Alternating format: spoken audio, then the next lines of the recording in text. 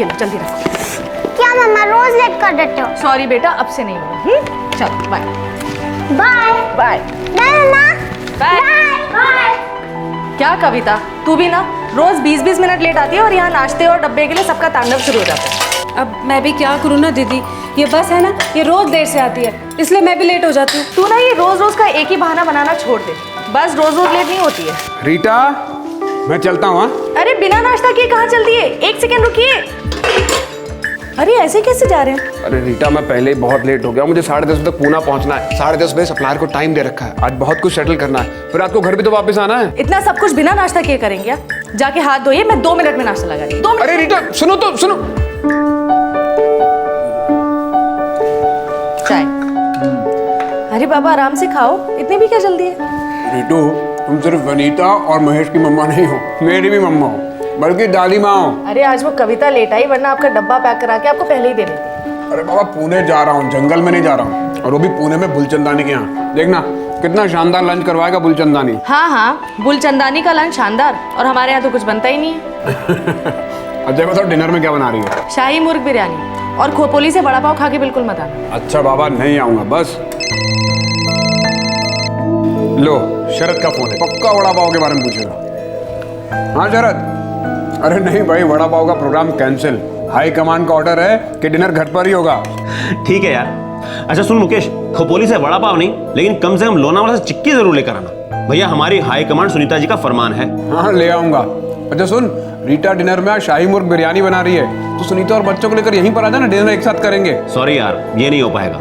Actually मेरा एक dealer आ रहा है, उसकी खातिरदारी करनी है। तू रीटा को बोलना, मैं दोपहर को एक चक्कर लगा कर जाऊंगा। अच्छा चल ठीक है, तो डिनर फिर कभी? हाँ रात को टाइम पर घर आ जाइएगा, मैं खाने पे इंतजार करूँगी। हाँ बाबा, आ जाऊंगा। और हाईवे पे गाड़ी स्लो चलाना, कार है, प्लेन नहीं है। हाईवे पर बेसिक स्पीड तो बनती है कि नहीं? जल्दी आ जाना। ये लीजिए, गर्मा गर्म नाश्ता तैयार है। ले आओ ले आओ, बहुत जोर से भूख लगी है। तो गीता कहाँ है? वो तो सुबह 7 बजे ही चले गए। मैं जब रात को घर आता हूँ तो बच्चे सो रहे होते हैं, और जब बच्चे सुबह स्कूल चले जाते हैं तब मैं सोता रहता हूँ। क्या करें, आपकी जिंदगी कुछ ऐसी हो गई है। मैं थक गया हूँ इस 10 से 12 की जिंदगी से। सोचता हूँ रमेश को दुकान सौंप दूँ और दिन में 2-4 घंटे के लिए दुकान पर जाऊँ। एक काम कीजिए ना, इस संडे प्लीज छुट्टी लीजिए, हम लोग सब पिकनिक जाते हैं। मैं रीटा और मुकेश को भी बुला लेती हूँ, बच्चे बहुत एंजॉय करेंगे। आइडिया बुरा नहीं है, कोशिश करता हूँ छुट्टी लेने की। उल्लासनगर थाना डिस्ट्रिक्ट, महाराष्ट्र। 2 परिवार एक खुशहाल जिंदगी बसर कर रहे थे। 4 नवंबर 2011 को इन दोनों परिवारों पर एक कहर टूट पड़ा। दहशत और डर की काली घटाओं ने इन्हें घेर लिया। शायद एक ऐसी दस्तक थी जिसके बारे में इन्होंने कभी सोचा भी नहीं था, या फिर ये दस्तक इतनी धीमी थी कि सुनाई ही नहीं दी, मानो किसी ने पीठ में छुरा भोंक दिया। अचानक एक सुखी परिवार बर्बादी के कगार पर पहुंच गया।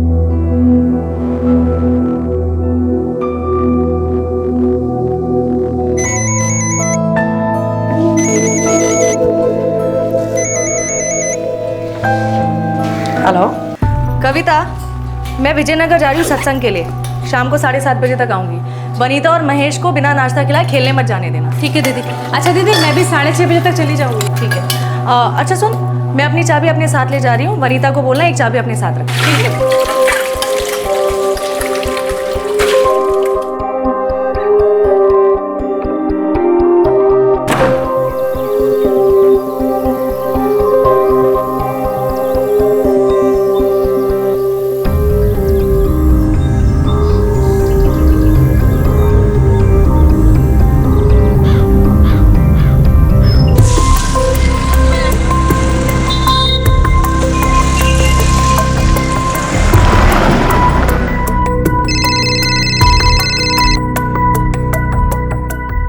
हाँ वनीता बेटा बोलो।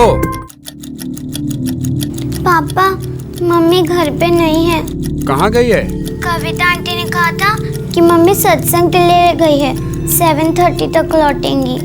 तो बेटा मम्मा का फोन नहीं लग रहा है? नो पापा, 8 o'clock से ट्राई कर रही हूँ, स्विच ऑफ आ रहा है। अच्छा, मम्मा ने बताया था कि वो सत्संग के लिए किसके यहाँ पर जा रही हैं? एग्जैक्ट एड्रेस नहीं बताया पापा, बस इतना बोला है कि सत्संग विजयनगर में है। गुड़िया फिक्र मत कर, मैं अभी तेरी मम्मा को ढूंढ के लाता हूँ।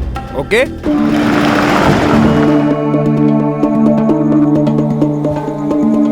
आपके द्वारा डायल किया गया नंबर फिलहाल स्विच ऑफ है।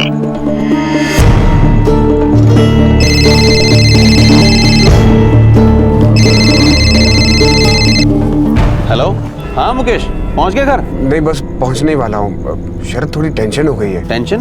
क्या हुआ? रीटा अब तक घर वापस नहीं आई है। वो दोपहर में निकली थी किसी के यहाँ पर सत्संग पर जाने के लिए। उसने बोला था कि शाम को 7:30 बजे तक घर वापस लौट आएगी, लेकिन अब तक घर वापस नहीं लौटी।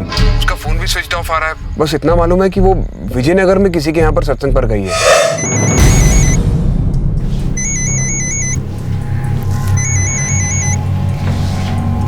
हेलो, उसने तुझसे कुछ कहा था क्या कि वो किसके यहाँ पर सत्संग पर जा रही है? मुझसे तो कुछ नहीं कहा और मैंने पूछा भी नहीं। अच्छा, तो एक काम करना, वो विजयनगर वाले मनसुखानी के यहाँ फोन करके देख लेना। एक काम करना, तू फोन करके बात कर ले। बच्चे घर पर अकेले हैं, मैं घर के लिए निकलता हूँ। कोई बात नहीं, मैं फोन कर लेता हूँ।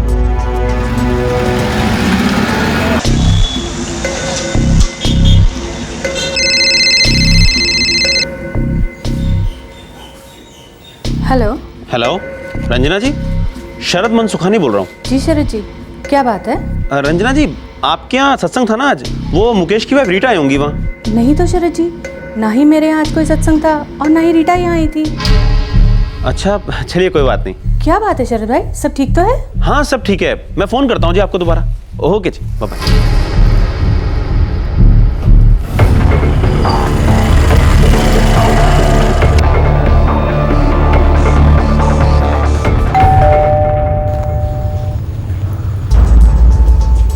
जी जी, ओके ओके, थैंक्स। कुछ पता चला क्या? रीटा अपनी किसी भी फ्रेंड के यहाँ पर नहीं है और उसके किसी भी फ्रेंड को इस सत्संग के बारे में मालूम ही नहीं है। रीटा का फोन भी स्विच ऑफ आ रहा है। तूने अपनी वो सर्वेंट कविता उससे पूछा? हाँ, वो तो 6:30 बजे ही घर लौट गई थी। रीटा ने उससे कहा था कि वो विजयनगर में किसी के यहाँ सत्संग पर जा रही है और रात को 7:30 बजे तक घर वापस लौट आएगी। ये बात तो उसने मुझसे भी कही थी। मुझे तो बहुत टेंशन हो रही है। अगर कोई प्रॉब्लम होता तो रीटा कम से कम फोन तो करती ना। पापा, मम्मी डेंजर में होगी, कुछ कीजिए ना पापा। हाँ बेटा।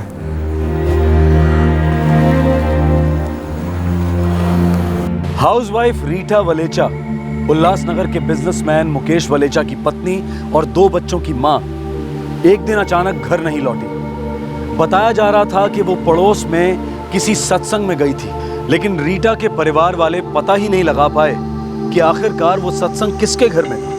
अब रीटा का पति मुकेश, उसका दोस्त शरद और दोनों परिवार रीटा को लेकर बेहद परेशान हो गए।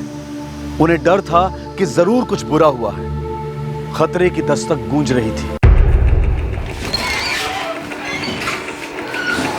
साहब, कल विजयनगर में कोई भी सत्संग नहीं हुआ। मैंने मिसेज रीटा वलेचा के रिश्तेदारों और करीबी दोस्तों से पूछताछ की। ना उनको सत्संग के बारे में कुछ पता है, ना उनके गायब होने के बारे में। मिस्टर वलेचा, हो सकता है सत्संग सिर्फ एक बहाना हो। आपकी पत्नी कहीं और चली गई। कहना क्या चाहते हैं आप कि मेरी वाइफ ने झूठ बोला है? मैं नहीं जानता, मैं सिर्फ आपसे पूछ रहा हूँ। इंस्पेक्टर साहब, रीटा ऐसे मामलों में झूठ बोल ही नहीं सकती। जहाँ तक हमने छानबीन की है, सत्संग हुआ ही नहीं है। और हमारी राय में आपकी पत्नी से किसी ने झूठ बोला है या फिर आपकी पत्नी आपसे झूठ बोल रही है।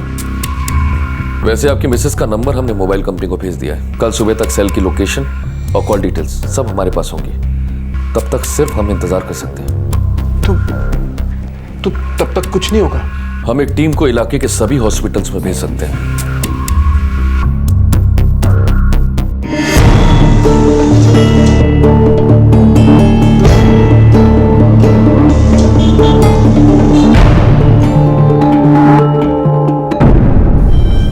वनीता, बेटा सोने की कोशिश तो करो, नींद आ जाएगी।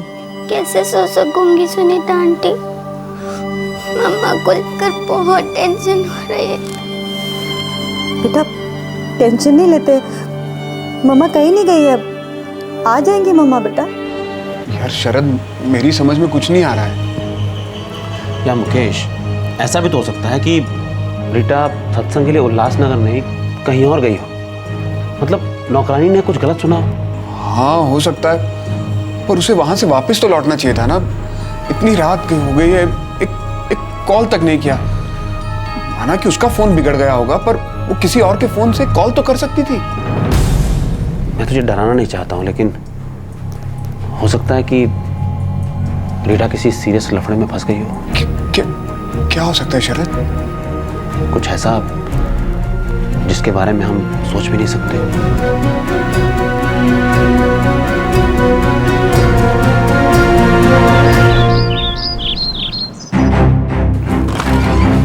सर, रीटा के सेलफोन पर आखिरी कॉल मुकेश के दोस्त शरद के सेलफोन से आया था। ये तो शरद ने खुद कहा था कि उसने रीटा को फोन किया था। और रीटा के नंबर का लास्ट लोकेशन था खड़ावली।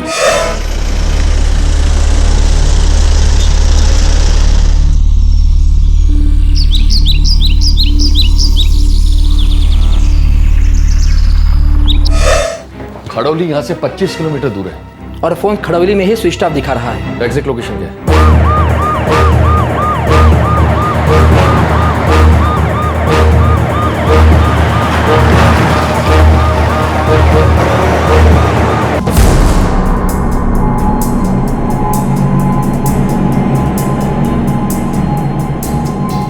साहब, मिसेस रीटा के सेल की लोकेशन यहाँ से 2 किलोमीटर की रेडियस में है और सबसे नज़दीक कस्बा 1 किलोमीटर दूरी पर है। सकपाल, एक गृहिणी जो 2 बच्चों की माँ है अपनी नौकरानी और अपने पति के दोस्त को झूठ क्यों बोलेगी कि वो किसी सत्संग में गई थी, हालांकि आई वो इस जंगल में?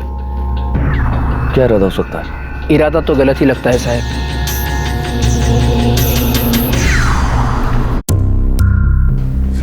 खड़ौली?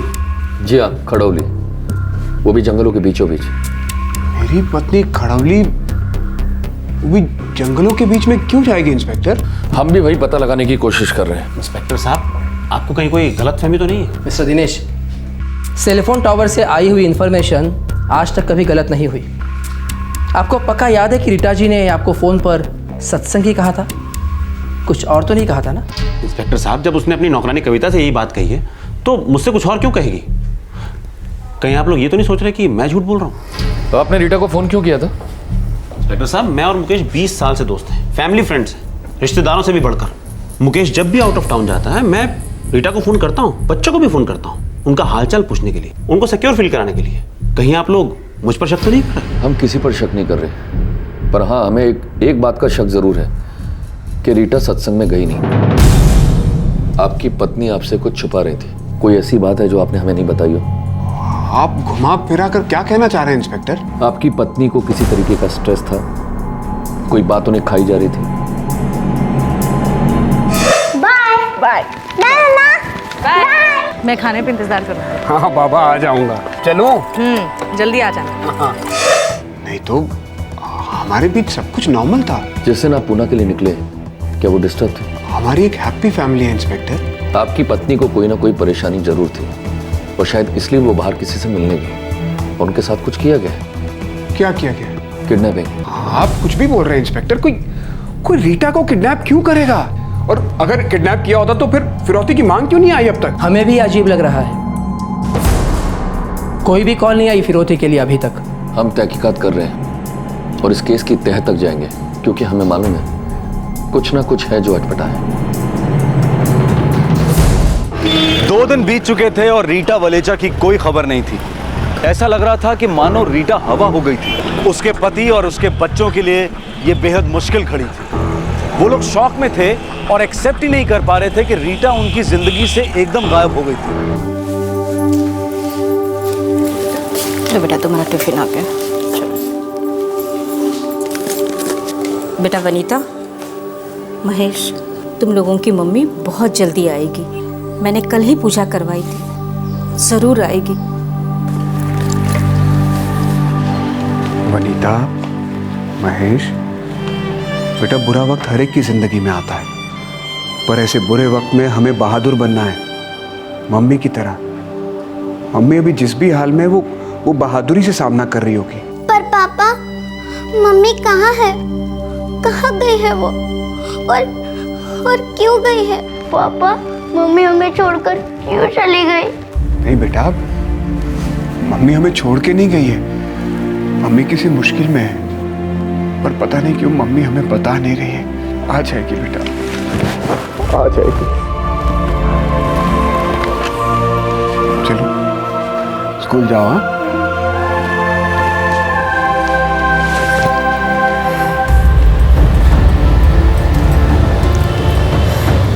बेटा मुकेश, मैं जानती हूँ कि ये इतना आसान नहीं है, मगर काम भी तो रुकना नहीं चाहिए ना।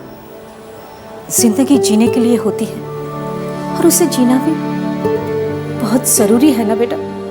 कैसे माँ जी, कैसे जीऊं मैं? मेरी जिंदगी बनाने वाली मेरे साथ नहीं है, वो गायब हो गई है। उसके बिना कैसे जिया जाएगा?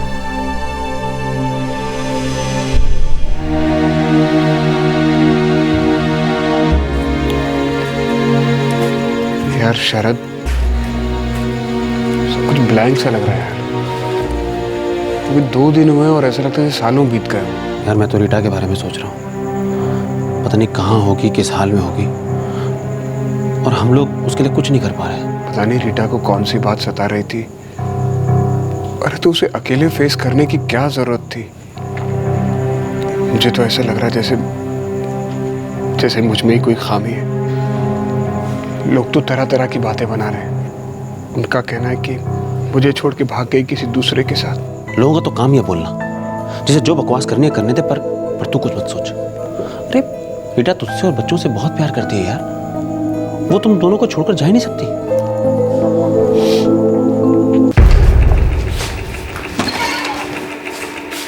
सर, उस दिन मुकेश सच में पुणे में था, हमने पता किया है।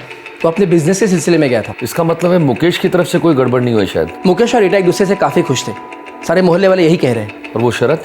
वो एक दूसरे के बहुत करीबी दोस्त हैं, बहुत सालों से गहरा रिश्ता है उनका। अगर वो औरत खुश थी, उसके साथ सब कुछ सही था, तो वो अपने घर वालों को झूठ बोलकर क्यों निकली? वो कविता उनकी नौकरानी, उसके बैकग्राउंड के बारे में भी पता किया। ईमानदार है, पिछले 6 साल से उनके घर में काम कर रही है। वैसे भी रीटा के गायब होने से उस नौकरानी को क्या फायदा हो सकता है? हो सकता है रीटा का कहीं अफेयर हो और वो अपने घर वालों को छोड़कर उस प्रेमी के साथ भाग गई हो, बगैर कोई नामो निशान छोड़े। पर सर, कौन हो सकता है वो प्रेमी? रीटा के बैकग्राउंड पर कोई दाग नहीं है। वो उल्लासनगर की है, अच्छे घर से बिलोंग करती है। अच्छे घर की दीवारों को भी सीलन लग जाती है सकपाल, दरारें पड़ जाती है। एक गृहिणी अपने घर वालों को झूठ बोलकर गायब हो जाती है, ना आने का कोई असर, ना फिरौती की कोई मांग। तुम देखना सकपाल, आने वाले दिनों में इस केस में और कई शॉकिंग खुलासे होंगे।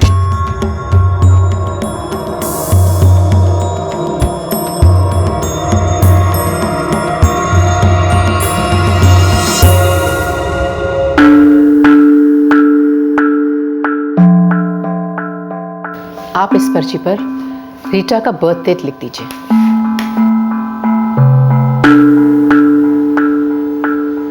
अब आप इसमें से 2 कार्ड चूज करिए।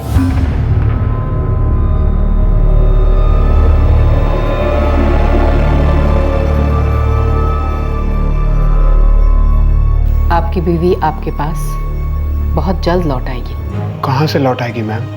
बहुत दूर नहीं है, पास है, आसपास है, कहीं लौटेगी। पर वो मुझे छोड़कर गई क्यों? आप अपनी पत्नी से बहुत प्यार करते हैं, है ना? अपनी जान से भी ज्यादा। उस पर भरोसा रखिए, वो आपको छोड़कर कहीं नहीं गई है, वो बस गई है, आएगी। इत्मीनान से आप घर जाइए।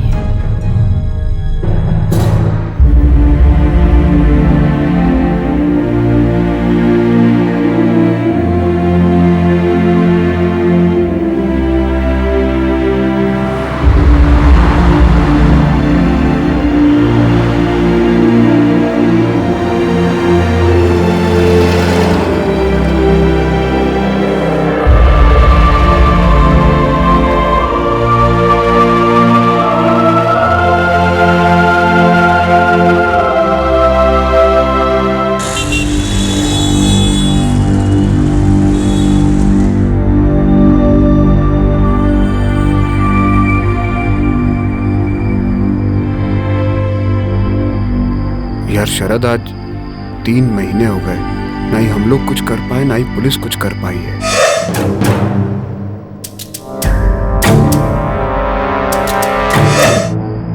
हाँ मुकेश, यार मैं सोचना तो नहीं चाहता, लेकिन मुझे कभी कभी ऐसा लगता है कि...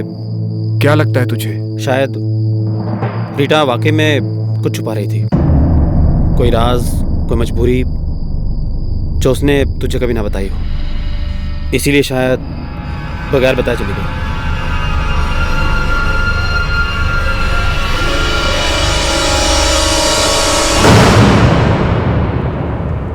दिन हफ्ते बन गए थे और हफ्ते अब महीने।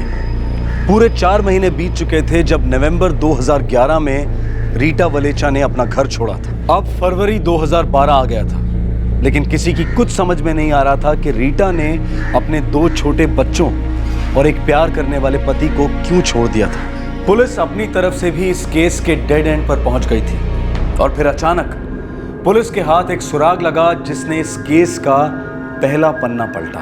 अच्छा नहीं लग रहा कि हम इस केस को क्लोज नहीं कर पा रहे हैं। सर हो सकता है इस केस का एक अतीत हो, उस औरत का कोई अतीत हो, शादी के पहले का अतीत, जो एक दिन उसकी ज़िंदगी में अचानक स्प्रिंग की तरह उछल पड़ा और उसे मजबूर किया गायब हो जाने पर बिना कोई सुराग छोड़े। खैर वो गिरीश केमिकल की केस का क्या हुआ? तुमने उन फैक्ट्री के कामगारों के बयान लिए? सर आज मैं फैक्ट्री के मैनेजर को मिलने के लिए जा रहा हूँ। मैं रिपोर्ट कल तक फाइल कर दूंगा।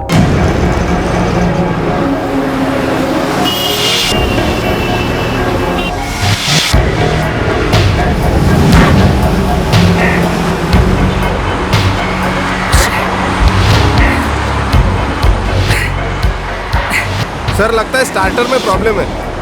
देखना यहाँ पे कोई मैकेनिक है क्या? सर आगे एक है, खड़ावली जाने के रास्ते पर।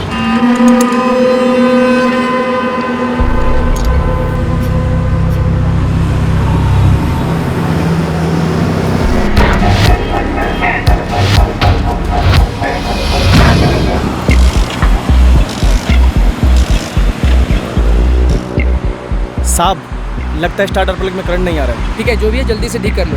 आधा घंटा मिनिमम लगेगा साहब। चाय वाय बोलूं? सर वो खड़ावली वाला केस, उसमें कुछ खास बात नहीं ना आया?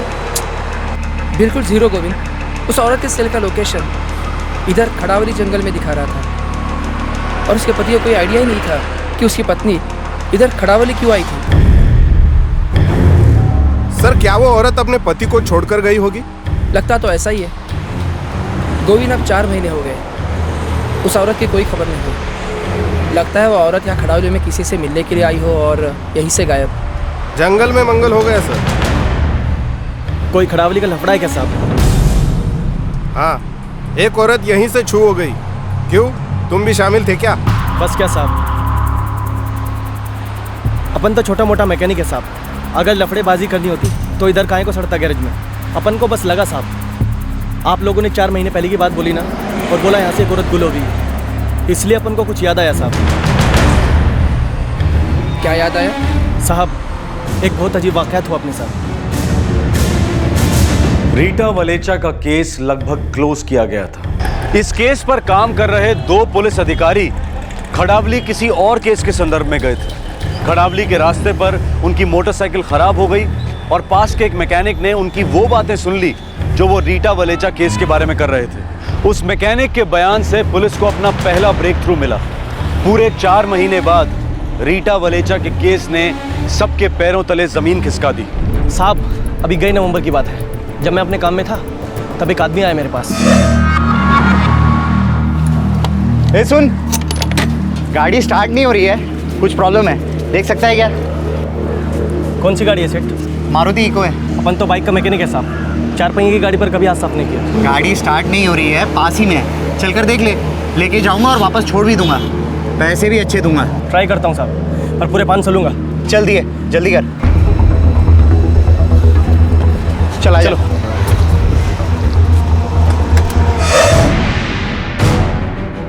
साहब वो आदमी मुझे जंगल के अंदर लेकर गया।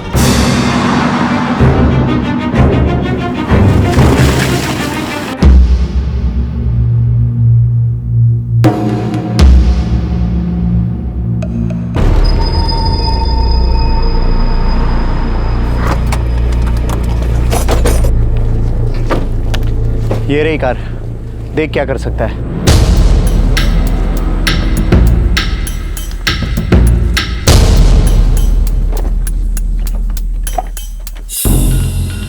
बाइक का मैकेनिक है, कुछ ना कुछ तो कर ही लेगा।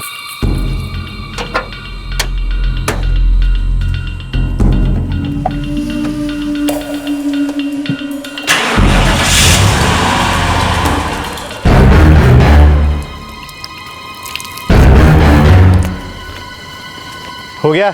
हाँ साहब। साहब ये खून? अरे मुर्गी का खून है, कल रात को यहाँ पर पार्टी बनाई थी ना, तो सारा खाना खुद ही बनाया था। ये ले रख, चल गाड़ी में बैठ, छोड़ देता हूँ।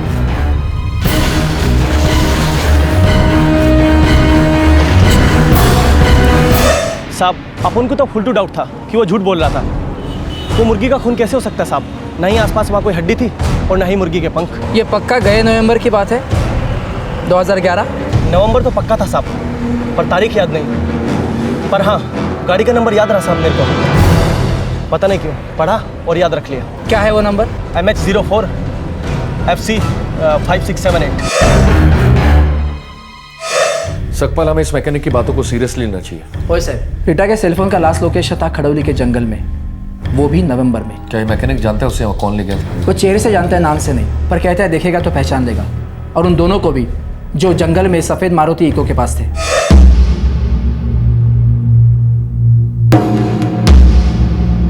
पता लगा है MS04 FC 5678 मारुति इको किसकी गाड़ी है?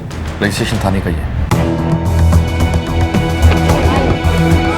अच्छा, ये गाड़ी आपने नवंबर में खरीदी, राइट? हाँ सर, नवंबर सेकेंड वीक में खरीदी थी। सेकेंड हैंड गाड़ी है सर।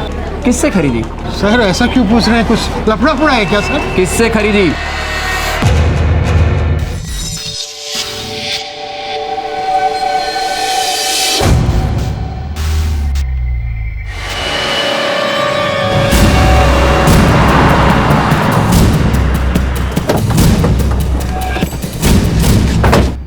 अरे सकपाल साहब, आप यहाँ कैसे? मिस्टर शरद, आपको हमारे साथ चलना होगा। रीटा वलेचा के केस में कुछ मूवमेंट हुई है। मूवमेंट? कैसी मूवमेंट? आप हमारे साथ पुलिस स्टेशन चलिए, आपसे कुछ बातें करनी है। ठीक है। मिस्टर शरद, हमें एक सुराग मिला है जो ये साबित करेगा कि मिसेस वलेजा का मर्डर हुआ है। ये आप क्या कह रहे हैं? जी हाँ, वो भी खड़ौली के जंगल में। किसने मार डाला उसे? वही हम पक्का करने की कोशिश कर रहे हैं। हाँ साहब, यही वो आदमी जिसकी कमीज पर खून के धब्बे थे। क्या बकवास है ये झूठ बोल रहा है ये।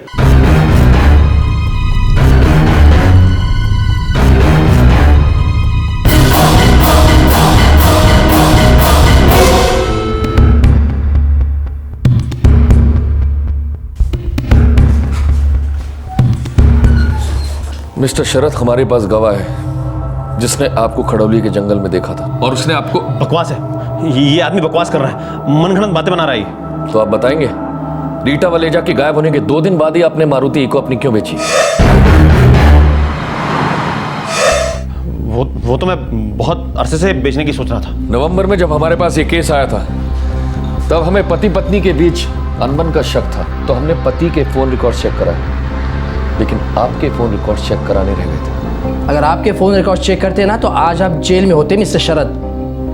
मिसेस रीटा वलेचा के सेल का आखिरी लोकेशन खड़ौली जंगल था और उसके बाद फोन बंद बता रहा था। और जब हमने आपके सेल रिकॉर्ड्स चेक किए, तो उस दिन आपके भी सेल का लोकेशन खड़ौली जंगल ही था। अब आप मना नहीं कर सकते कि मिसेस वलेजा के गायब होने में आपका हाथ नहीं है। सारे सबूत आपके खिलाफ है। मिसेस रीटा वलेचा का मर्डर आपने ही किया मिस्टर शरद।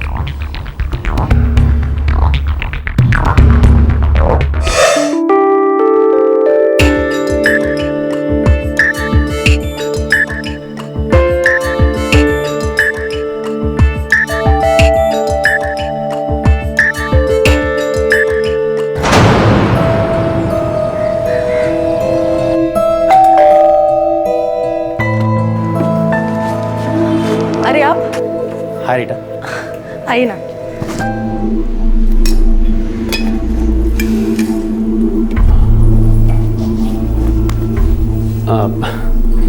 आज नौकरानी नहीं आई तुम्हारी?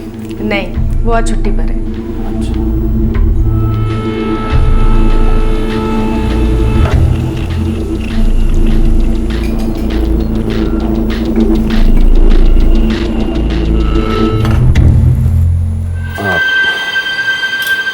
वो कल तुम मुझे इस तरह से देख रही थी, तो मुझे लगा कि मैं देख रही थी?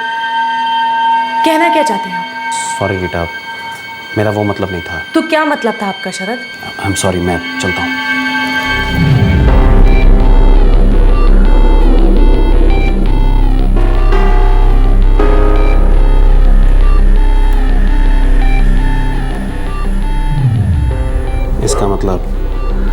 ऐसा ही सोच रहा था।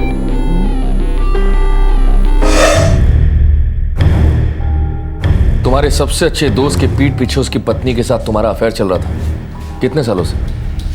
6 साल। और 6 साल चलने देते, फिर उसके बाद और 6 साल। वैसे भी आपकी पत्नी और आपके दोस्त मुकेश को इसकी भनक तक नहीं थी। फिर ऐसी भी क्या अनबन हो गई तुम दोनों के बीच कि तुम्हें अपने नाजायज प्यार का गला घोटना पड़ा? ये तुम क्या कह रही हो? जो सच है वो है। देखो, ये अफेयर तुम्ही को चाहिए था और मुझे पैसे भी चाहिए थे। पर मैंने इसे पैसों के लिए नहीं किया। मेरा तुम्हारी तरफ अट्रैक्शन था। मुझे भी तुम पसंद थे, लेकिन मुझे पैसों की तरफ ज्यादा अट्रैक्शन है। तो तुम मुझे ब्लैकमेल कर रही हो, ये गलत है रीटा। अपने भाई जैसे दोस्त के पीठ पे छुरा भोंकते हो और सही गलत मुझे समझा रहे हो। तो ठीक है, नहीं चाहिए मुझे ये अफेयर। मैं जा रहा हूं अपने घर। ठीक है, मैं भी तुम्हारे घर जाके तुम्हारी बीवी को सब कुछ बता देती हूँ। तुम्हारी बीवी को बता देती हूँ कि तुम्हारे पति से मेरा मन भर गया। क्यों? तुम ये सब क्यों कर रही हो? मुकेश अच्छा कमाते हैं, पर मुझे और चाहिए शरद। तुम्हारे पैसों से मैं अपनी सारी जरूरतें पूरी कर सकती हूँ। वैसे भी शरद, ये बहुत बड़ी कीमत नहीं है हमारे इस एंजॉयमेंट की। एंजॉय हम दोनों ने किया है, लेकिन कीमत मैं अकेला चुका रहा हूँ। तुम्हारा बिजनेस अच्छा खासा चल रहा है, अच्छे पैसे कमाते हो। थोड़ा सा मुझे दे दो कि क्या चला जाएगा तुम्हारा। हाँ, मैंने अपने दोस्त के साथ गद्दारी की थी। मुझे उसकी सजा भुगतनी पड़ रही थी। रीटा की मांगे दिन बर दिन बढ़ती चली जा रही थी और उसे इतने पैसे देना मेरे बस के बाहर हो रहा था। मैं इस झमेले से बाहर निकलना चाहता था, वरना कई जिंदगियां बर्बाद हो जाती। तो तुमने एक जिंदगी खत्म करने की सोच ली, बर्बाद करने की सोच ली, राइट? शरद भाई, आपने पिंपरी का नाम सुना है? पूना के पास? हाँ सुना। सुना है ना? तो बस वहाँ के किसी भी भाई से पूछना, सब यही बोलेंगे कि संजय अपने काम में माहिर है। कितना लोगे? 1 पेटी। 1 लाख में पूरा काम हो जाएगा? समझ लो हो गया सेठ। मुझे पहले से ही पता था कि 4 नवंबर को मुकेश पूना जाने वाला है और उसी दिन मुझे रीटा को पैसे देने थे। मैंने सोच लिया था यही मौका है अपने प्लान को अंजाम देने का।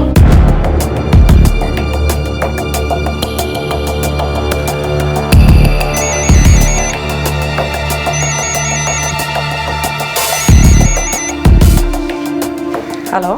सुनो, मैं आज नहीं आ पाऊंगा, दुकान में बहुत काम है। तो क्या मैं ये मान लूं कि तुम मुझे पैसे देना बंद कर रहे हो? ऐसा कुछ नहीं है। अच्छा तुम एक काम करो, तुम मार्केट आ जाओ, मैं तुम्हें वहीं दे दूंगा। एक आदमी से पैसे लेने हैं मुझे। तो मैं मार्केट क्यों आऊं? तुम पैसे लेके घर आ जाओ। अरे तुमसे तो बातें भी करनी है यार। पहले पैसे लेके घर आ जाओ, फिर 2 क्या 4 बातें कर लेंगे। जो बात मुझे तुमसे करनी है वो घर पर नहीं हो सकती। क्यों? थोड़ा तो भरोसा रखो मुझ पर। हाँ, इतना कुछ शेयर किया हमने एक दूसरे के साथ। ठीक है, तो मैं मार्केट आ जाती हूँ। वैसे एक बात बोलो शरद। हाँ बोलो। जब तुम इस तरह लाचार होके चिल्लाते हो ना, तो मुझे बहुत मजा आता है। मानो मेरी उंगलियों पे नाच रहे हो। मुझे इस पावर प्ले में ना बहुत मजा आ रहा है शरद, सच।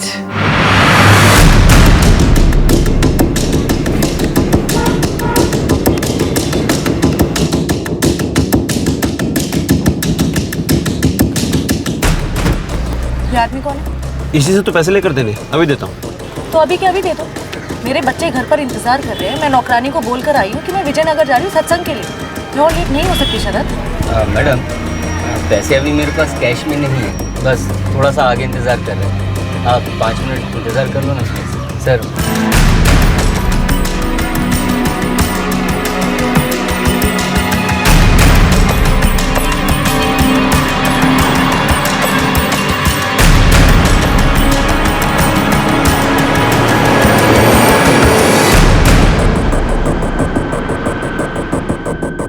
वैसे इस जंगल में तुम नीचे तो उतरो, सब नजर आ जाएंगे।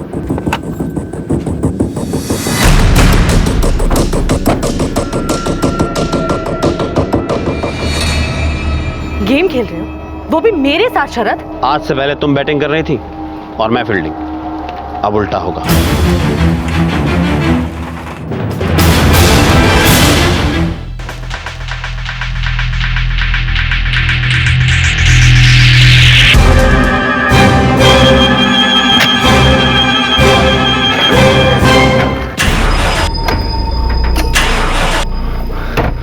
वहाँ क्या गाड़ी स्टार्ट नहीं हो रही? यहाँ, लेकिन इस इलाके में मैकेनिक कैसे मिलेगा?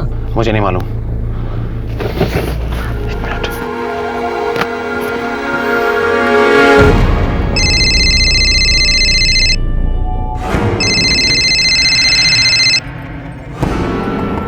हाँ शरद, क्या हाल है? बाट लग गई है यार। क्यों, क्या हुआ? खड़ावली के जंगल में हूँ और मेरी गाड़ी खराब हो गई है। अरे तू जंगल में क्या कर रहा है? समझ में नहीं आ रहा यार, कहाँ से शुरू करूँ। मैंने अपने दोस्त आकाश को सब कुछ बता दिया। वो पानी और मैकेनिक लेकर पहुंच गया। तुम सोच सकते हो ये खबर मुकेश को मिलने के बाद उसकी क्या हालत होगी। तुम्हारा 20 साल पुराना दोस्त, योर बेस्ट फ्रेंड।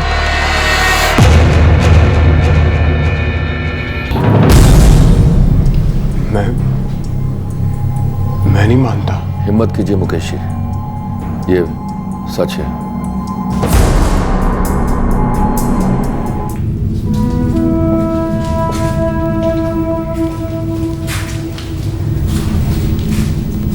शरद, मेरा सबसे अच्छा दोस्त था तू। पिछले 6 साल से चल रहा था ये सब। मैं तुझसे अपनी हर बात शेयर किया करता था। भाई था तू मेरा। क्यों शरद, क्यों?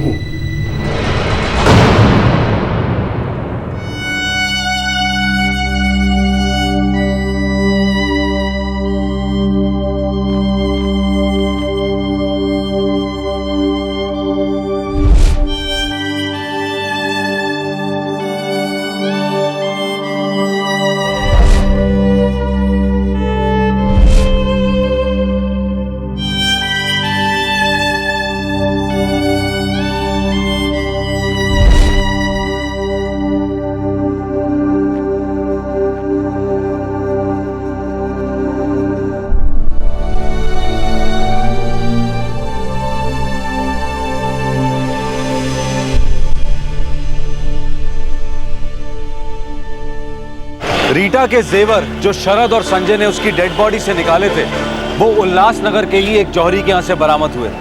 शरद ने वो जेवर वहां पर गिरवी रखे थे। मुकेश और उसके बच्चे अब भी शौक में हैं। उन्हें यकीन नहीं हो रहा है कि रीटा शरद के साथ अफेयर करने के साथ साथ उसे ब्लैकमेल भी कर रही थी, जिसकी वजह से शरद ने उसकी जान ले ली। परिवार वालों के लिए रीटा एक अच्छी माँ थी, एक अच्छी पत्नी थी। उसकी पर्सनालिटी का ये रूप उसके पति और उसके बच्चों के लिए हमेशा एक राज बनकर रहेगा। रीटा अब इस दुनिया में नहीं है। फिलहाल इस केस के बारे में जो भी जानकारी है वो शरद के नजरिए से है। पुलिस सब इंस्पेक्टर की मोटरसाइकिल का बिगड़ना, इत्तफाकन उन्हें उस मैकेनिक का मिलना और फिर रीटा वलेचा के गुमशुदा होने का रहस्य खुलना, ये सारे इत्तेफाक बार बार यही कहते हैं कि सामने वाला जुर्म को छुपाने की लाख कोशिश कर ले, लेकिन सुराग कहीं ना कहीं से इंसाफ के दरवाजे पर दस्तक देते ही हैं। ये बहुत शॉकिंग केस है। एक तरफ ये केस खौफनाक है और दूसरी तरफ इस केस पर विश्वास करना बहुत मुश्किल हो रहा है। शादीशुदा होने के बावजूद किसी और को चाहना या अफेयर करना, ये शायद तब से चला आ रहा है जब इंसानों के बीच शादियों की प्रथा शुरू हुई थी। हमारे आज के एपिसोड की दूसरी कहानी।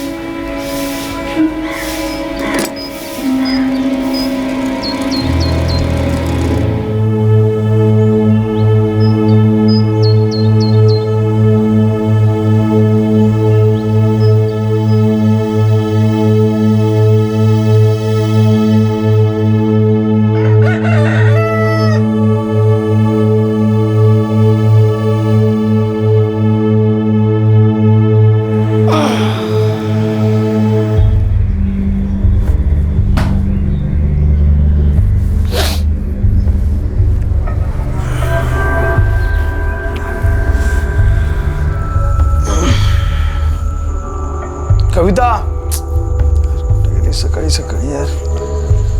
कविता,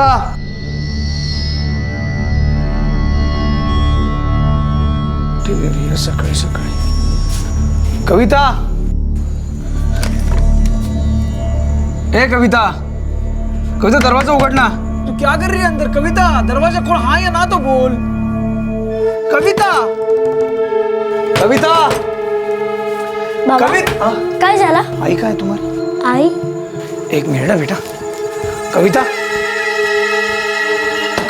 कविता, कविता, आई? कविता, आई? कविता दरवाजा उघड। कविता, कविता, आई दरवाजा खोल। आई, आई, कविता उठ। कविता, आई, आई, आई, आई।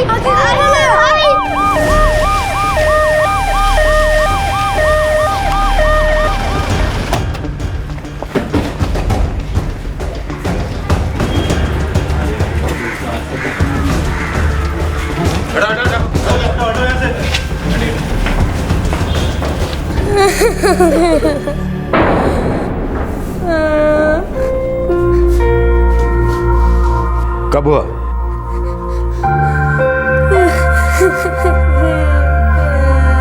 कब हुआ ये? सर ये आज सुबह हुआ।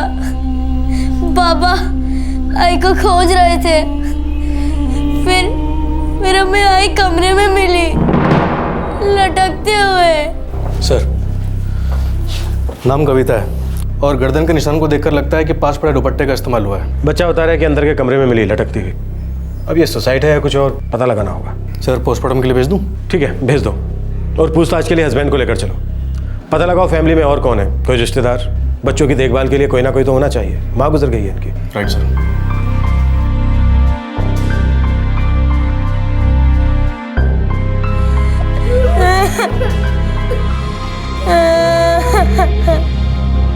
सत्ताईस वर्षीय हाउसवाइफ कविता, 2 छोटे बच्चों की मां, एक सुबह अपने ही घर के एक कमरे में पंखे से लटकी पाई गई। बच्चे शौक में चले गए थे, पति स्तब्ध रह गया था, एक घर उजड़ गया था।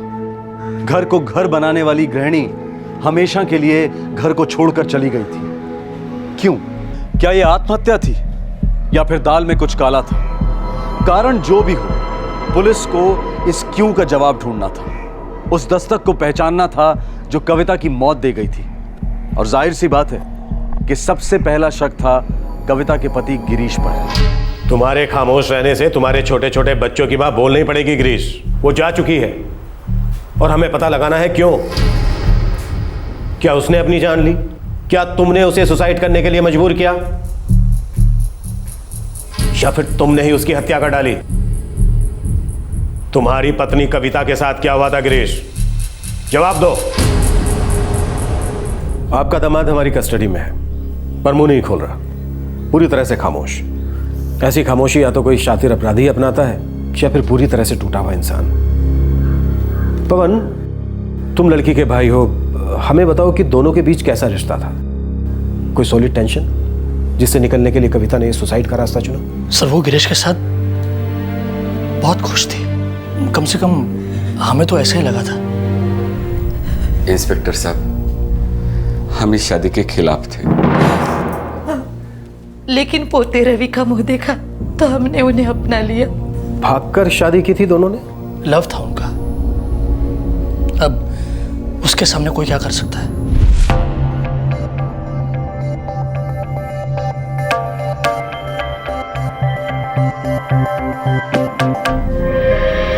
हे बक कविता, आज तो अगर इस घर से निकल गई ना तो मैं समझूंगा मेरी कोई बेटी थी ही नहीं। बाबा शांत डोक्याने विचार कर, वो लड़का तेरे लायक है ही नहीं। जात अलग, सब कुछ अलग, अरे वहां तेरी वाट लग जाएगी। दादा, माझं त्याच्यावर प्रेम है और वो भी मुझसे बहुत प्यार करता है। आई बहुत खुश रहेंगे हम। तो तुझे सिर्फ अपनी खुशी की पड़ी है ना? चलो कोई बात नहीं, पण कविता ऐकून घे, शादियां सिर्फ 2 लोगों के बीच नहीं होती, 2 परिवारों के बीच होती है। जब तेरा परिवार होगा ना, तुझे हम सबकी जरूरत पड़ेगी। शादी का भार सिर्फ पति पत्नी नहीं उठा सकते बेटा। आई उठा लेंगे, हम दोनों उठा लेंगे। गिरीश मुझसे बहुत प्यार करता है। हाँ, और हमने आज तक तुझसे कभी प्यार ही नहीं किया है ना? जिद्दी थी, अकड़ थी उसमें, सुनने को तैयार ही नहीं थी। बस सामान लिया और निकल गए घर से। क्या शादी नाकाम थी? बहुत झगड़े होते थे दोनों के बीच? कोई मारपीट? नहीं सर, एक्चुअली वही तो ताज्जुब की बात है। वो दोनों एकदम खुश रहते थे।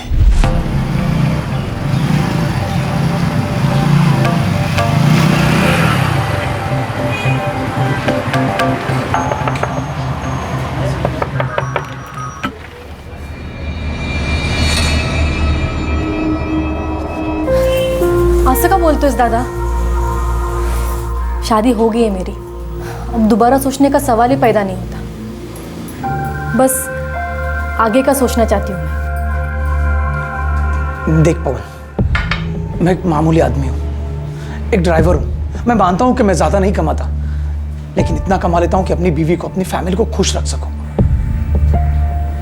मैं कुछ बनना चाहता हूं, मेहनत से नहीं डरता मैं। पवन, तुम्हारी बहन को मैं किसी भी चीज की कमी नहीं होने दूंगा। और तुम्हारी फैमिली हमेशा खिलाफ रही है। उन्होंने कभी कविता को बहू माना है अपना? हाँ? नहीं, अभी तक नहीं, लेकिन मुझे पता है एक ना एक दिन वो जरूर मान जाएंगे। सारा गुस्सा ठंडा हो जाएगा। और ठंडा नहीं हुआ तो मुझे नहीं फर्क पड़ता।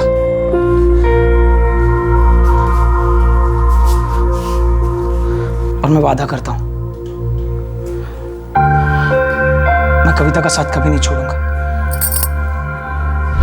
सर, गिरीश वाकई में भला इंसान है। उसने बहुत बहुत मेहनत की कविता और बच्चों को खुश रखने के लिए। मुझे नहीं लगता कि कविता उसके कारण दुखी थी। फिर और क्या कारण हो सकता है सुसाइड का? बोला ना सर, हमें तो कुछ सोच ही नहीं रहा। जब तक गिरीश मुंह नहीं खोलेगा हम उसे छोड़ेंगे नहीं। हम बच्चों की कस्टडी आप लोगों को देना चाहते हैं। अगर मंजूर है तो ठीक है, नहीं तो फिर सरकारी अनाथालय तो। नहीं, आप ऐसा क्यों बोल रहे? दोनों बच्चे हमारे साथ रहेंगे। ठीक है सर, कविता की बॉडी कब तक? 1 दिन और लगेगा पवन, हमें कुछ फॉर्मेलिटीज पूरी करनी है।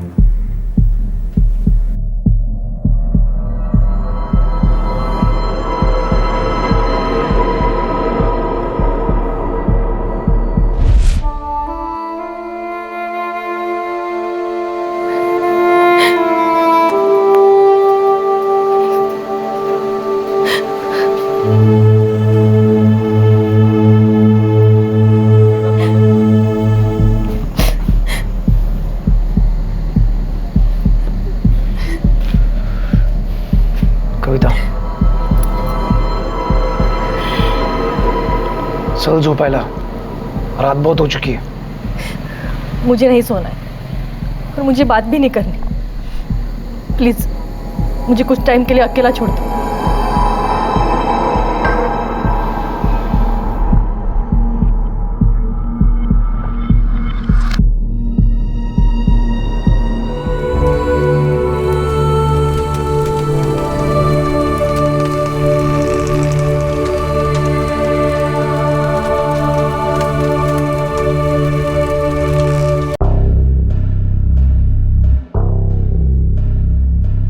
रवि बेटा, क्या ऐसा कुछ हुआ था जिससे तुम्हारी आई नाखुश थी, दुखी थी, या फिर रोती हो? मुझे नहीं पता। कभी तुमसे कुछ बोला नहीं, या तुम्हारे सामने ऐसी कोई बात हुई हो? नहीं।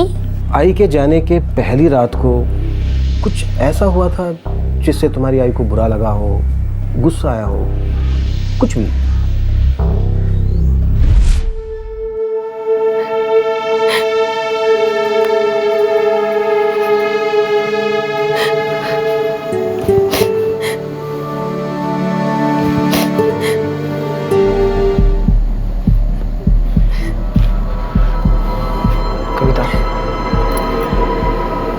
चल झोपायला, रात बहुत हो चुकी है। मुझे नहीं सोना है और मुझे बात भी नहीं करनी। मुझे कुछ टाइम के लिए अकेला छोड़ दो।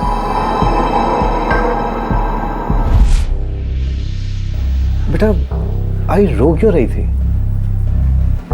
मुझे नहीं पता। पवन, कविता किसी बात को लेकर दुखी थी, शायद डिप्रेस थी। सर, ये मैं पहली बार सुन रहा हूँ। शायद ऐसा कुछ जो उसने किसी को नहीं बताया, जो सिर्फ गिरीश को मालूम था, और अब वो हमें बताने से इनकार कर रहा है। झगड़ा? वो तो कभी नहीं सुना साहब। और यहाँ चाली में तो किसी को छींक भी आए तो सुनाई देता है। भला पति एकदम मेहनती, कोई ऐसा वैसा कभी कुछ था ही नहीं, और बच्चे भी पढ़ाई में होशियार। एक गिरीश ड्राइवर है? जी हाँ, किसी ट्रैवल एजेंसी में काम करता है। कविता ने कभी आपके साथ कोई घर की परेशानी बांटी होगी, कुछ पति के साथ अनबन वगैरह कुछ तो हुआ होगा? नहीं साहब, वैसे एकदम ज्यादा गहरी दोस्ती वोस्ती तो नहीं थी, पर दिन में 3 बार जरूर मिलते थे। 2 बार बच्चों के बस स्टॉप पर और 1 बार शाम को सब्जी लेते वक्त। ऐसा आड़ा टेढ़ा तो कभी उसके मुंह से कुछ सुना ही नहीं।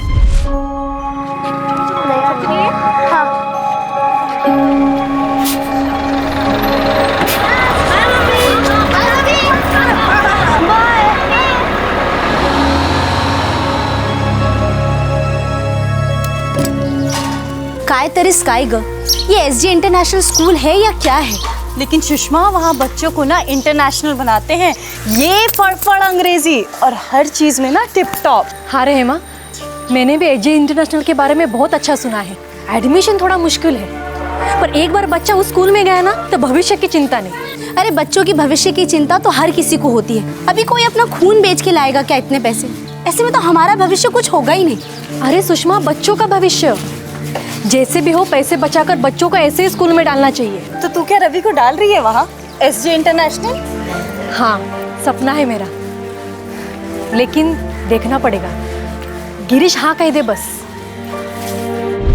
बस ऐसे ही घर वर की, बच्चों की रोजमर्रा की बातें हुआ करती थी। ज्यादातर बच्चों की पढ़ाई को लेकर ही बात होती थी, होमवर्क, ट्यूशन व्यूशन, डब्बा, ये वो।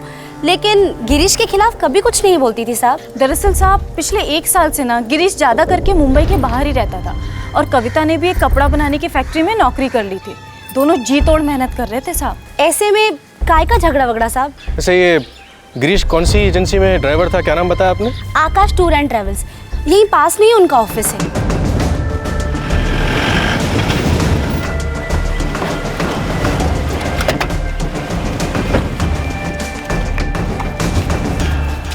जी हाँ इंस्पेक्टर, गिरीश पिछले 8 साल से हमारी कंपनी में ही काम कर रहा है। उसकी शादी से भी पहले से है वो यहाँ, और बहुत ही अच्छा ड्राइवर है। हमारे लगभग हर रेगुलर कस्टमर उसी की डिमांड करते हैं। पिछले 1 साल से काफ़ी आउट ऑफ मुंबई ड्यूटी होती थी उसकी? जी हाँ, पहले तो वो इनसाइड सिटी ही गाड़ी ड्राइव करता था, लेकिन पिछले 1 साल से ओवरनाइट ट्रिप भी कर रहा है। ऐसा क्यों अचानक 1 साल से?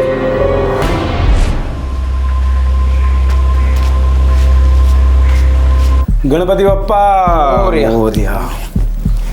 देख गिरीश, ड्यूटी देने में तो मुझे कोई प्रॉब्लम नहीं है। मैं जानता हूँ कि तू मस्त ड्राइवर है, कहीं भी फिट हो जाएगा, लेकिन अचानक तू ये आउट ऑफ स्टेशन की ड्यूटी करना क्यों चाहता है? क्या हुआ भाई, अपनी बीवी से पक गया है क्या? नहीं साहब, ऐसी बात नहीं है। वो क्या है ना साहब, मेरी बीवी है ना कविता, उसकी इच्छा है, बोले तो एक सपना है कि वो अपने बड़े बेटा रवि है ना, हमारा बेटा, उसको वो हाईफाई स्कूल में भेजना चाहती है। उन्हें अभी वाला जो स्कूल है वो अच्छा है, खराब नहीं है, लेकिन हर एक माँ का सपना होता है ना साहब कि अपने बेटी को सबसे एकदम बेस्ट से बेस्ट दे। कौन से स्कूल में? वो सब एसजे इंटरनेशनल स्कूल है ना, जहाँ पे आप जैसे बड़े बड़े लोग बच्चे आते हैं, वहाँ पे। इस साल हमने फॉर्म भरा था उस स्कूल में, लेकिन वो रिजेक्ट हो गया साहब। क्यों? मेरी आमदनी की वजह से। वो फॉर्म पे लिखना पड़ता है ना, तो लोग बोले कि वो आमदनी मैच नहीं करती, इसलिए वो। अच्छा, तो तू ज़्यादा पैसा कमाने के लिए बाहर जाना चाहता है? अब वही तो एक काम है जिसमें से ज़्यादा कमा सकता हूँ। अच्छी बात है गिरीश, ऐसे ही मेहनत करता रहे, देखना लाइफ में कहीं ना कहीं जरूर पहुंचेगा, गारंटी है मेरी। आप जैसे बड़े लोगों की कृपा है सर। भाई बड़ा तो अब तू बनने वाला है, तुझे मैं तगड़े भाड़े का काम देता हूँ। ये ले, इस पार्टी के पास पहुंच जा। अच्छा साहब। और ये लोग टिप भी बहुत अच्छी देते हैं। इंस्पेक्टर, गिरीश एक फैमिली मैन है, दिन रात मेहनत करके एक एक पैसा अपने परिवार के लिए जमा करता है, और उसकी बीवी भी अपने बच्चों को अच्छी एजुकेशन, अच्छा फ्यूचर देने के लिए दिन रात एक कर रही थी। लेकिन अब देखिए इंस्पेक्टर, उसकी बीवी ने सुसाइड कर लिया, सब कुछ खत्म हो गया। इंस्पेक्टर, कभी कभी तो सब कुछ झूठ लगता है, एकदम झूठ। पुलिस को हर तरफ से एक ही बात सुनने को मिल रही थी कि कविता और गिरीश के संबंध अच्छे थे। वो दोनों मिलकर अपनी जिंदगी को और बेहतर बनाने में लगे हुए थे। वो दोनों चाहते थे कि उनके बच्चे उनके साधारण बैकग्राउंड से ऊपर उठकर नई ऊंचाइयों को छुए। तो फिर अचानक कविता की मौत कैसे हुई? डेथ बाय हैंगिंग, कहने को आत्महत्या, पर शक का एक छोटा सा तिनका दस्तक दे रहा था कि शायद कविता की मौत का कारण रवि की एजुकेशन से जुड़ा हुआ था।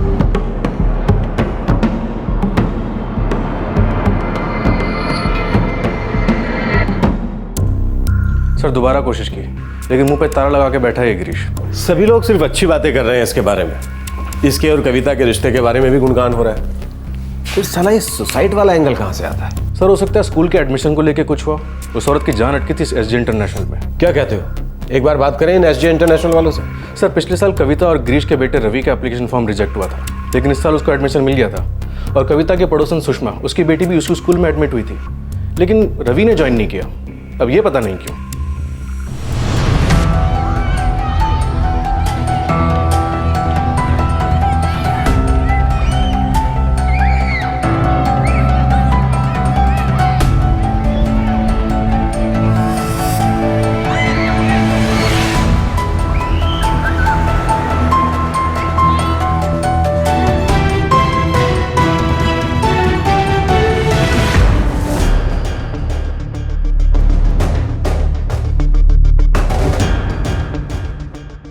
जी हाँ, रवि गिरीश शिंदे को हमने एडमिशन दिया था इस साल। 10 दिन पहले मैं उसके पेरेंट्स से मिली भी थी। लेकिन रवि ने ज्वाइन नहीं किया? जी नहीं किया। एडमिशन मिलने के बाद भी? जी।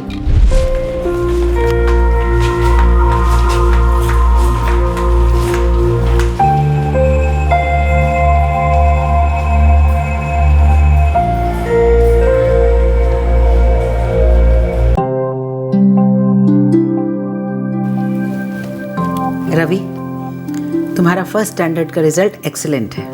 तुम्हारा रिपोर्ट कार्ड कहता है कि तुम ऑलराउंडर हो। वेरी गुड बेटा, कीप इट अप। वाकई हमारा रवि बहुत होशियार है, सारा होमवर्क अपने आप ही कर लेता है। वेरी गुड, ऐसे ही बच्चे स्कूल की शान बन जाते हैं। कविता, तुम जाकर एडमिनिस्ट्रेटिव ऑफिसर से मिलो, वो तुम्हें फीस वगैरह की फॉर्मेलिटीज समझा देगी। ठीक है madam, thank you. Thank you बोलो। Thank you. फिर मैंने सुना कि उन्होंने लड़के को एडमिट ही नहीं किया। क्यों एडमिट नहीं किया? आई एम सॉरी, रीज़न तो मुझे पता नहीं। मैंने कविता को एडमिनिस्ट्रेटिव ऑफिसर के पास भेज दिया था, उसके बाद मैं उनसे मिली भी नहीं। क्या आप प्लीज़ एडमिनिस्ट्रेटिव ऑफिसर से बात करवा सकती हैं? श्योर, ग्राउंड फ्लोर पे ऑफिस है, मैं इन्फॉर्म कर देती हूँ।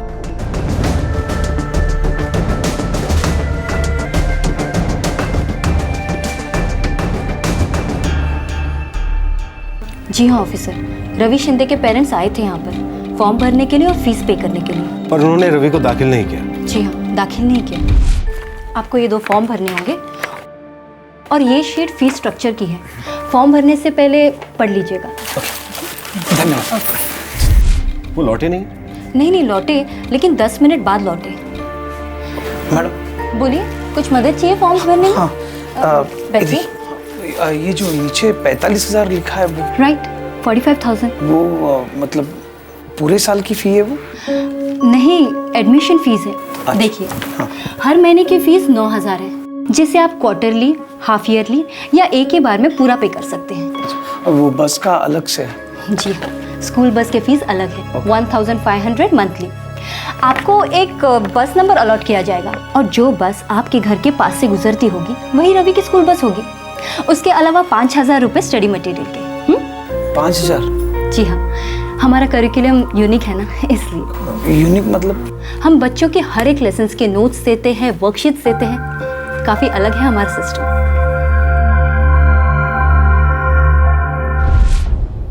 उसके बाद वो नहीं लौटे?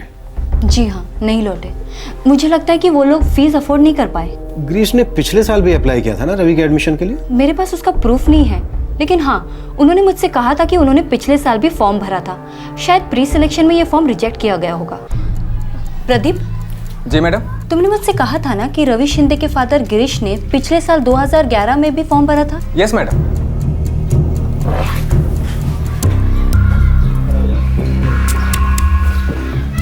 क्या उसका एप्लीकेशन रिजेक्ट हुआ था 2011 में? जी सर।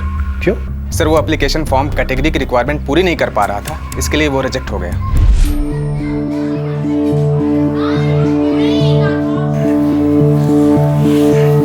नमस्ते। हाँ नमस्ते सर, वो मेरा बेटा रवि शिंदे, उसकी एडमिशन को लेकर एक फ़ोन आने वाला था। वो हमने जब स्कूल में फॉर्म भरा था तो उन्होंने बताया था कि हम फ़ोन करके बताएंगे, तो फ़ोन आया नहीं। हाँ, तो शायद फॉर्म रिजेक्ट हो गया होगा। क्यों सर?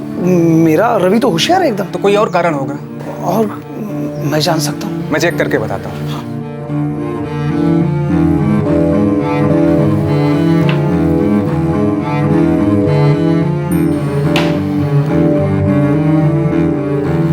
क्या नाम बताया आपने? रवि गिरीश।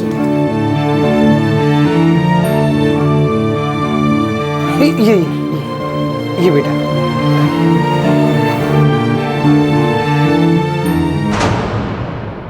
देखिए, आप बुरा मत मानिए, आपके लड़के में कोई प्रॉब्लम नहीं है। हमारे स्कूल के हिसाब से फैमिली की इनकम जितनी होनी चाहिए थी उतनी नहीं है। मैं समझा नहीं। देखिए सर, यहाँ फीस ऊंची है, एक स्टैंडर्ड है। अगर फैमिली की सालाना इनकम उस स्टैंडर्ड को मैच नहीं कर पाती तो एडमिशन नहीं देते। स्कूल का रूल है।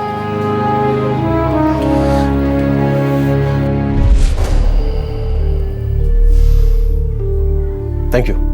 पिछले साल एडमिशन लो इनकम की वजह से नहीं मिली उन्हें, और इस साल माँ बाप ने खून पसीना एक किया ताकि सालाना इनकम का लेवल बढ़े, स्टैंडर्ड को मैच करे। हाँ, लेकिन इसके बावजूद भी उन्होंने एडमिशन नहीं ली क्योंकि यहाँ की फीस बहुत ज़्यादा थी। मंगेश, हमारा बोलना तो नहीं बनता है, पर जाहिर सी बात है जिस तबके को ये बिलोंग करते थे ये स्कूल वो अफोर्ड नहीं कर पाते। हाँ सर, और ये बात भी उनको समझ में आ गई, इसलिए उन्होंने एडमिशन नहीं लिया। पर क्या ये सुसाइड का कारण हो सकता है? हर माँ बाप अपने बच्चों के लिए बेहतरीन चीजें चाहते हैं, बेस्ट कपड़े, बेस्ट खाना, बेस्ट तालीम। लेकिन ये बेस्ट क्या है? बेस्ट की परिभाषा फैमिली की इनकम तय करती है, खासकर उन लोगों के लिए जो ईमानदारी से काम करते हैं और मेहनत भरी जिंदगी जीते हैं। पर अक्सर आलीशान जिंदगी वालों का बेस्ट गरीब लोगों के जहन में एक सपना बनकर अपने झंडे गाड़ता है। गरीब माँ बाप अपने बच्चों को वो वाला बेस्ट देना चाहते हैं जो उस चांद की तरह है, जो कभी उनके हाथ नहीं लगेगा, लेकिन इसके बावजूद माँ बाप छलांग लगाते हैं उस चांद को पाने के लिए। गिरीश, हमें कोई भी ऐसा कारण नजर नहीं आ रहा है जो इस बात की तरफ इशारा करता हो कि कविता ने तुम्हारी वजह से सुसाइड किया। उल्टा सब लोग एक ही बात कह रहे हैं कि कविता और गिरीश की जोड़ी बहुत अच्छी थी, दोनों में कोई बैर नहीं था। अच्छा गिरीश, एक बात बताओ, क्या कविता ने ठान लिया था कि रवि एसडी इंटरनेशनल में ही पढ़ेगा? क्या वो इस बात पर अड़ी थी?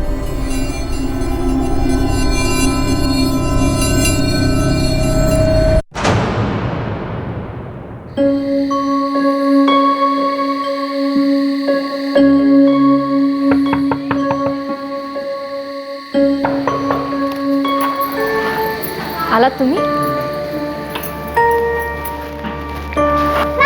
अरे अरे आओ आओ पढ़। बाबा, हाँ बोलो ना चुप रहने के लिए, मैं पढ़ रहा हूँ। तो क्या सोचा आपने? काय ग कविता, तू क्यों चेंज करना चाहती है रवि का स्कूल? जहाँ पे वो पढ़ रहा है वो अच्छा है ना। गिरीश, एसजे इंटरनेशनल सबसे अच्छा स्कूल है, वहाँ के टीचर सबसे अच्छे हैं। वहाँ पे जो बच्चे आते हैं ना, एक से एक बड़े घरों में से आते हैं। तुम्हें नहीं लगता हमारे रवि को वहाँ पढ़ना चाहिए? मान्य है भाई, मतलब खरंच मान्य है, लेकिन हमें अपने बारे में सोचना चाहिए ना। वो स्कूल हमें परवड़ता है नहीं परवड़ता है वो भी सोचना चाहिए। अपनी चद्दर जितनी लंबी है ना उतनी हमें पैर फैलानी चाहिए। खाली फोकट चद्दर लंबी करने में क्या फायदा है? क्यों? हम अपनी चद्दर खींचकर बड़ा नहीं कर सकते? गिरीश, हम अपना खर्चा कम करेंगे, बहुत मेहनत करेंगे। मुझे साड़ी जेवर कुछ नहीं चाहिए, मुझे सिर्फ अपने बच्चों के लिए एक सीढ़ी चाहिए जिससे वो उस मकाम तक पहुंच सकते हैं जहां तक सिर्फ हम देख सकते हैं। गिरीश, वो स्कूल में वो एडमिशन फॉर्म की नोटिस लगी है, मैंने स्कूल के गेट पे देखा। धन्य है भाई तुझे। खाएगा कर, तो रोज जाती है वहां पर स्कूल को बाहर से देखने के लिए। वो मैं सब्जी मार्केट से आ रही थी ना, तो स्कूल रास्ते में ही होता है। पर पता है, वो हमेशा मुझसे कहता है कि रवि को यहाँ भेजो, रवि को यहाँ भेजो। रवि का भविष्य यहाँ ही है। वो स्कूल तेरे से बात भी करने लगा। वो कल फॉर्म लेके आना। हाँ हाँ हाँ हाँ।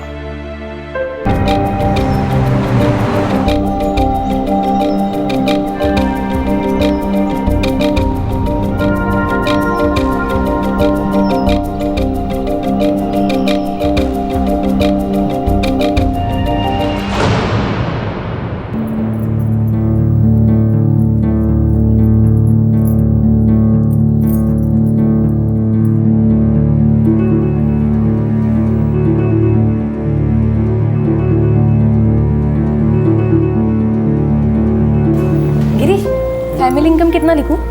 हाँ, फैमिली इनकम 10,000 लिख। 12 लिख देती हूँ। तुम्हें कभी कभी ओवर टाइम तो मिल ही जाता है ना।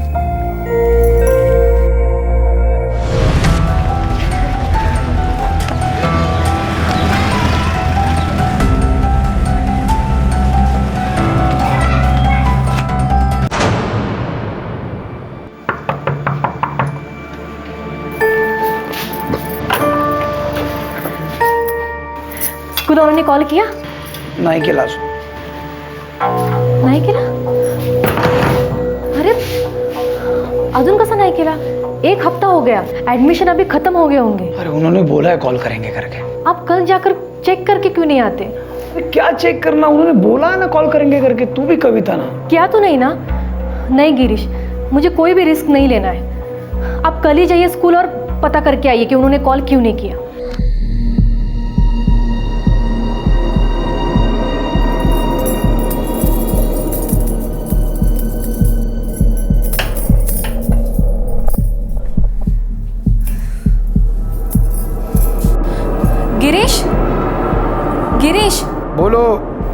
हमारे रवि का फॉर्म इसलिए रिजेक्ट हुआ क्योंकि हमारी फैमिली इनकम कम है। हाँ।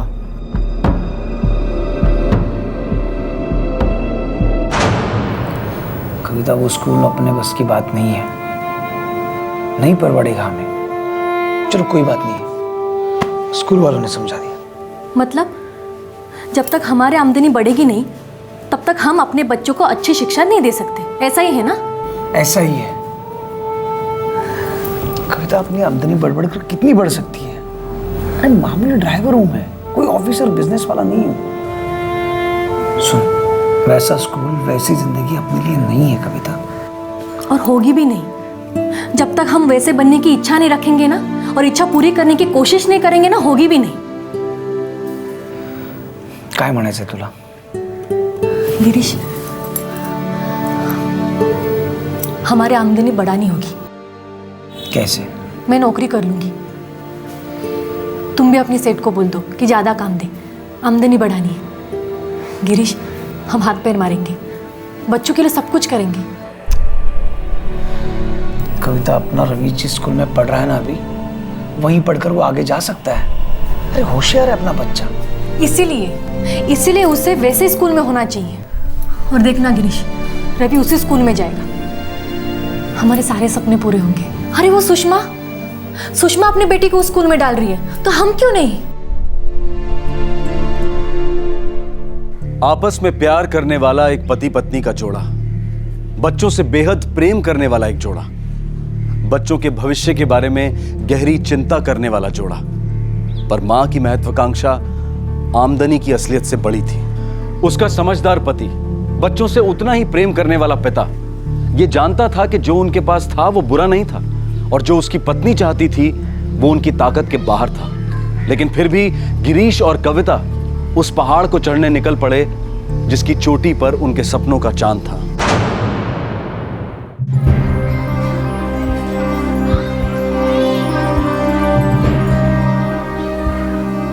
आपको ये 2 फॉर्म भरने होंगे, और ये शीट फीस स्ट्रक्चर की है। फॉर्म भरने से पहले पढ़ लीजिएगा। धन्यवाद।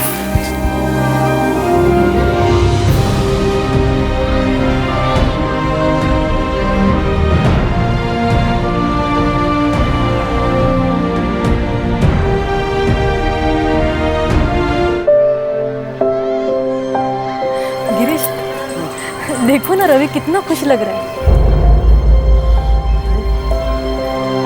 देखो ना रवि। फीस बघ कविता, फीस बघ या शाळेची, कैसे भर पाएंगे इतनी फी? कितनी है? देख,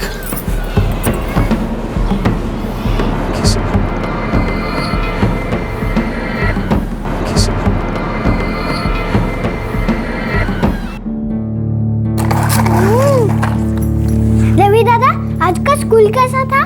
अच्छा था। आई, रवि दादा जिस स्कूल में जाएंगे मैं भी उस स्कूल में जाऊंगा।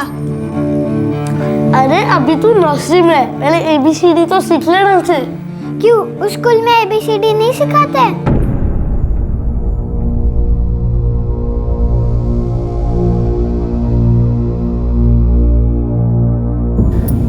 गिरीश, फिलहाल हम महीने के 20-25 कमा लेते हैं। लगता है अब रवि की फीस भर पाएंगे। कविता, खून चूस लेगा वो स्कूल हमारा, और अगले साल फीस बढ़ी तो हम और मेहनत करेंगे गिरीश। फिर किरण की बारी आएगी, दुगनी फीस, भूखे मर जाएंगे हम। मान जा, नहीं होगा। मैं अपने बच्चों की पढ़ाई के लिए एक टाइम का खाना छोड़ सकती हूँ, कुछ भी कर सकती हूँ। तू ना बाहुली हो गई है, वेडी झालीस तू। वो स्कूल की चकाचौंध बिल्डिंग ने, वो हाईफाई बातों ने, वो सब माहौल ने ना तेरे को वश कर लिया है। और तुम देख के आंखें मोड़ रहे हो ना? तुमने देखा नहीं क्या कितनी अच्छी फैसिलिटीज है वहां पे? वो यूनिफॉर्म, वो किताबें, वो स्कूल बस, और बच्चों के चेहरे के ऊपर का वो तेज। अरे सबसे ज्यादा तेज मेरे बच्चे के चेहरे पे है, वहां गए बिना। अपना रवि अभी जिस स्कूल में पढ़ता है वो अगर अच्छा नहीं होता तो अपना बच्चा इतना होशियार होता? सोच, होता? गिरीश, मैंने वहां के क्लासरूम्स देखे, झांक कर देखे मैंने। एयर कंडीशन है, वो दीवारों में लगी हुई चीजें, तुम्हें पता है पूरा एक फ्लोर कंप्यूटर के लिए, हर एक बच्चे के लिए एक कपड़ माझी आई, उसकी अलग से फीस तो होगी, वो कहाँ से भरेंगे? जाग जा, जाग जा। सुषमा और उसके पति की आमदनी हमसे ज्यादा है क्या? फिर भी वो अपनी बेटी को उस स्कूल में डाल ही रही है ना। कुछ नहीं, मेरा रवि उसी स्कूल में जाएगा बस। देख कविता, दूसरों से तुलना करना बंद कर, समझी ना? हमें अपनी अच्छी जिंदगी जीनी है। मुझे ऐसा कोई बोझ नहीं उठाना है जिसके नीचे दबकर हम मर जाएं और बोझ मेरे बच्चों को बाद में उठाना पड़े।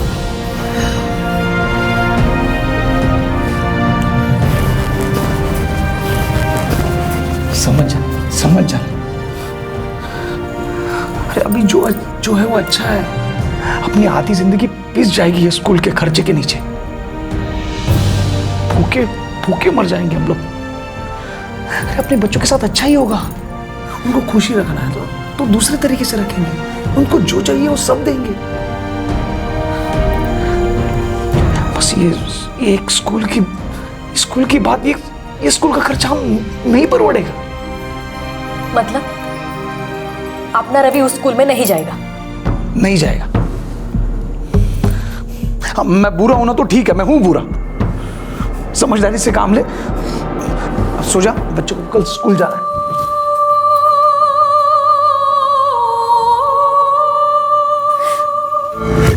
आई, आज टिफिन में क्या दिया है? देखिए आप बुरा मत मानिए, आपके लड़के में कोई प्रॉब्लम नहीं। हमारे स्कूल के हिसाब से फैमिली की इनकम जितनी होनी चाहिए थी उतनी नहीं। बोलो ना, ये क्या है?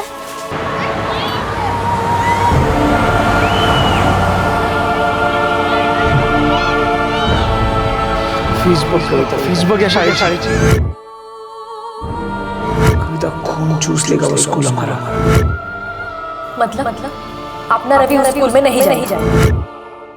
हमारे रवि का फॉर्म इसलिए रिजेक्ट हुआ क्योंकि हमारी फैमिली इनकम कम है। हाँ। अरे कविता, क्या हुआ? रवि का एडमिशन हो गया क्या एसजे इंटरनेशनल स्कूल में? सुना तूने एडमिशन लिया ही नहीं। क्यों नहीं लिया? वो मैं बाद में बता दूँ। चलो।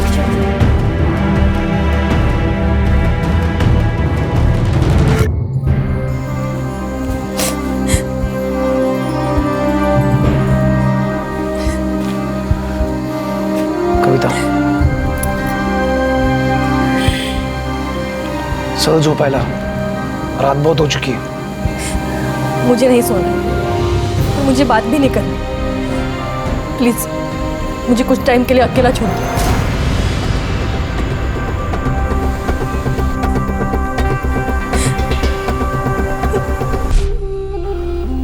मैंने कभी सोचा भी नहीं था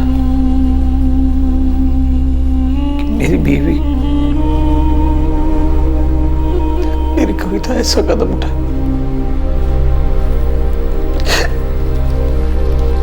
वो ऐसा सोचने वाली नहीं थी साहब। अच्छी थी वो, अच्छी माँ थी, अच्छी बीवी थी। अपने छोटे छोटे बच्चों को छोड़कर चली गई वो, जरा भी नहीं सोच। अब चाहे मैं बच्चों को एसजे इंटरनेशनल स्कूल भेजूं या अमेरिका, उनको क्या याद रहेगा? क्या याद रहेगा उनको?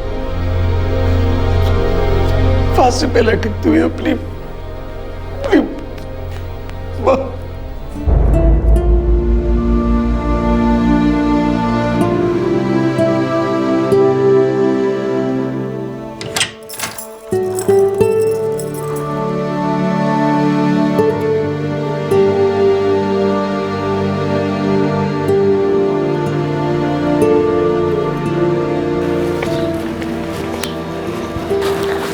बाबा, उस दिन रात को आई क्यों रो रही थी?